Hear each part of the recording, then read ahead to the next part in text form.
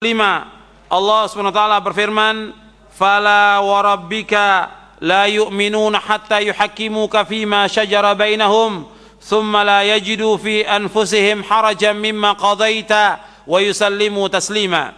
Demi Rabbmu, mereka tidak dikatakan beriman sehingga mereka menjadikan kamu sebagai hakim terhadap apa-apa yang mereka perselisihkan. Kemudian mereka tidak mendapati dalam hati mereka rasa haraj, rasa sempit terhadap apa yang kau putuskan, dan mereka tunduk dengan setunduk-tunduknya. Jadi wajib untuk taslim. Jadi antara ciri dari ahlu sunnah wal jamaah, prinsip mereka adalah yaitu bahwa akidah dan ibadah ini dibangun di atas taslim, artinya menyerah diri kepada Allah dengan mutlak. Sebagaimana Allah berfirman dalam surah An-Nur ayat 51. Antum lihat dalam surah An-Nur surah 24 ayat 51. Allah berfirman, "Innama kana qaulal mu'minina idza du'u ila Allahi wa rasulihi liyahkuma bainahum ay yaqulu sami'na wa ata'na wa ulaika humul muflihun." Sesungguhnya jawaban orang-orang mukmin apabila mereka dipanggil kepada Allah dan Rasulnya agar Rasul mengadili di antara mereka, ucapan mereka, kami mendengar dan kami taat. Sami'na wa ata'na, kami dengar dan kami taat. Wa ulaika humul muflihun, dan mereka adalah orang-orang yang beruntung. Kemudian juga Allah berfirman dalam surah Al-Ahzab surah 33 ayat 36. Bagi yang bawa bukunya, yang itu bisa dilihat di halaman 59. Yang bawa buku Syarah Aqidah Ahlussunnah wal Jamaah di halaman 59. Allah berfirman, "Wa ma kana lil mu'minin wa la mu'minatin idza qada Allah wa rasuluhu amran ay yakuna lahumul khiyaratu min amrihim wa may ya'sillaha wa rasulahu faqad dhalla dhalalan mubina." Dan tidak patut bagi laki-laki yang mukmin dan tidak pula bagi perempuan yang mukmin apabila Allah dan Rasulnya telah menetapkan suatu ketetapan, tidak ada bagi mereka pilihan yang lain tentang urusan mereka, dan barang siapa yang mendurhakai Allah dan Rasulnya maka sungguh ia telah sesat dengan kesesatan yang nyata. Jadi kalau sudah datang perintah Allah dan Rasulnya, kewajiban kita untuk taslim, sami'na wa ata'na, taat mutlak. Tidak boleh perintah Allah dan Rasulnya dibantah dengan ra'yu, tidak boleh. Tidak boleh dibantah dengan perasaan. Tidak boleh dibantah dengan qiyas, dengan analogi. Tidak boleh dibantah dengan perkataan seorang syekh, seorang imam, seorang guru, seorang ustaz, tidak boleh.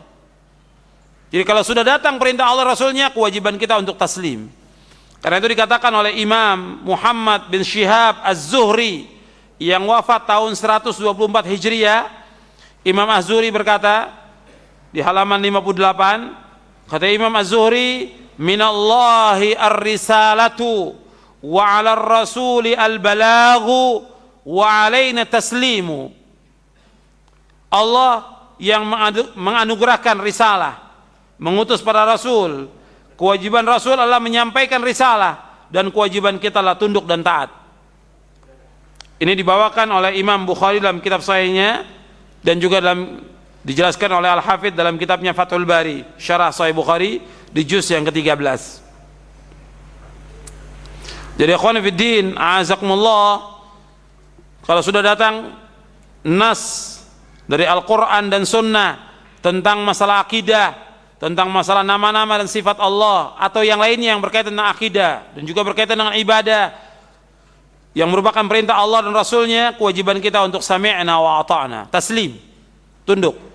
Dan ini perbedaan antara Ahlus Sunnah wal Jamaah dengan firqah-firqah yang sesat. Kalau Ahlul Bidah, mereka masih membantah. Sudah jelas nasnya, mereka masih bantah, masih mencari takwilnya. Masih mencari takwilnya. Kemudian mereka menolak, atau mereka menolak dengan membawakan beberapa nas hadis Nabi untuk menolak Al-Quran. Padahal yang perlu kita fahami dan kita yakini, tidak ada Al-Quran yang bertentangan dengan Al-Quran selama-lamanya. tidak ada Al-Quran yang bertentangan dengan sunnah Nabi SAW selama-lamanya, tidak pernah ada dan tidak akan ada. Dan tidak ada Al-Quran dan sunnah Nabi yang sahih bertentangan dengan akal manusia, tidak pernah ada dan tidak akan ada selama-lamanya. Kalau seolah-olah ada, kita yang belum paham, kita yang belum memahami, maka tanyakan kepada ahlinya. Tanyakan kepada ahlinya. Allah berfirman, fas'alu ahla dzikri in kuntum la ta'lamun. Tanyakan kepada ahli dzikir jika kalian tidak mengetahui.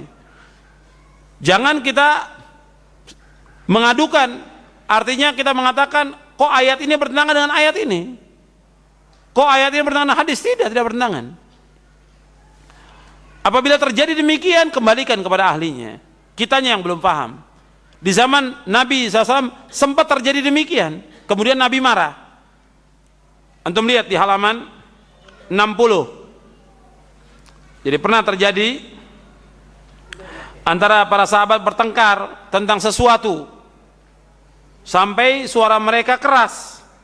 Rasulullah keluar dalam keadaan marah dan merah mukanya, sambil Rasulullah melemparkan debu, berkata, mahlan ya qaumi bihadza uhlikatil umamu min qablikum biikhtilafihim ala anbiya'ihim wa darbihim al-kutuba ba'daha bi ba'd innal qur'ana lam yanzil yukadzibu ba'duhu ba'da bal yusaddiqu ba'duhu ba'da fama araftum minhu fa'malu bihi wa ma jahiltum minhu farudduhu ila alimihi. Kata Rasulullah, tenanglah wahai kaumku, tenang wahai kaumku, sesungguhnya cara bertengkar seperti ini telah membinasakan umat-umat sebelum kalian, yaitu mereka menyelisihi para nabi mereka serta berpendapat bahwa sebagian isi kitab ini bertentangan dengan sebagian yang lain. Ingat, sesungguhnya Al-Quran tidak turun untuk mendustakan sebagian dengan sebagian yang lainnya. Bahkan ayat-ayat Al-Quran sebagiannya membenarkan sebagian yang lainnya. Karena itu, apa yang telah kalian ketahui maka amalkanlah, dan apa yang kalian tidak ketahui serahkanlah kepada yang paling mengetahui. Farudduhu ila alimihi, serahkan kepada yang alim, kepada yang faham tentang Al-Quran dan As-Sunnah. Hadis ini diriwayatkan oleh Imam Ahmad dalam musnadnya, Imam Abdul Razzaq dalam kitabnya Al-Musannaf, Ibnu Majah dalam sunannya, dan Imam Al-Bukhari dalam kitabnya Af'al Ibad, Khalq Af'al Ibad. Dan hadis ini derajatnya hasan. Jadi ikhwan fiddin, a'azakumullah, bahwa Ahlus Sunnah mengajak umat ini kepada taslim, sami'na wa ata'na. Tidak boleh kalau sudah datang ayat Al-Quran, hadis Nabi, ditolak, tidak boleh. Tunduk. Dan tidak boleh juga mengatakan bahwa ayat ini bertentangan, ayat ini bertentangan dengan hadis, atau ayat dan hadis ini bertentangan dengan akal. Tidak boleh. Tidak ada ayat Al-Quran dan hadis Nabi yang sahih bertentangan antara satu dengan yang lain, dan tidak juga bertentangan dengan akal manusia. Tidak akan ada selama-lamanya.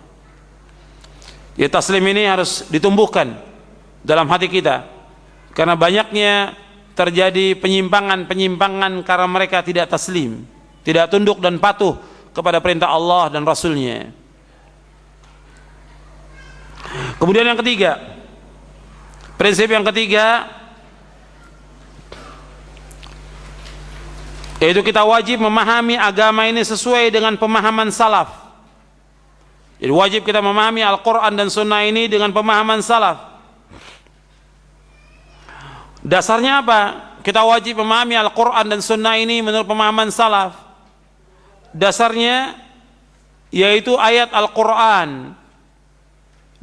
Allah berfirman, fa in amanu bimithli ma amantum bihi faqad ihtadaw